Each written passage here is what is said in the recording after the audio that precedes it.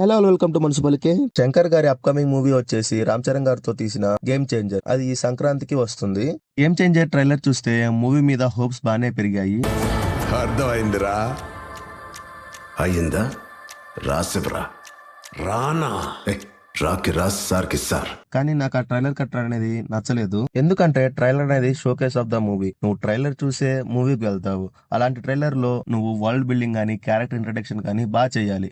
కానీ too many cuts ఉండడం వల్ల అంత మనము ట్రైలర్ కి ఎంగేజ్ అవ్వము. బీజిఎం కూడా మనకి అంతగా ఎక్కదు. అందుకనే నాకు ట్రైలర్ అంతగా నచ్చలేదు. మూవీకి రిలీజ్ ముందల ఇంకో థియేట్రికల్ ట్రైలర్ వదిలితే చాలా బాగుంటుందని నా ఒపీనియన్. నాకు మూవీ మీద హోప్ ఉండడానికి ఇంకొక రీజన్ వచ్చేసి కార్తిక్ సుబ్బరాజ్ గారు.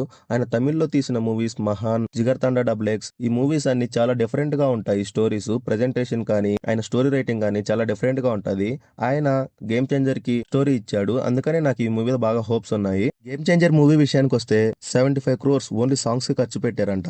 శంకర్ గారి old style of making and treatment బయటికి వస్తే ఈ మూవీ బ్లాక్ బస్టర్ అవ్వడం పక్క. హోపింగ్ శంకర్ అండ్ రామ్ చరణ్ గారు having blockbuster this Sankranti. Video ఎలా అనిపించిందో కామెంట్ చేయండి. ఇంకా ఇలాంటి మరిన్ని in depth break down reviews కావాలంటే మన ఛానల్ ని లైక్, షేర్ అండ్ సబ్స్క్రైబ్ చేసుకోండి. Until then keep watching municipal case. Signing.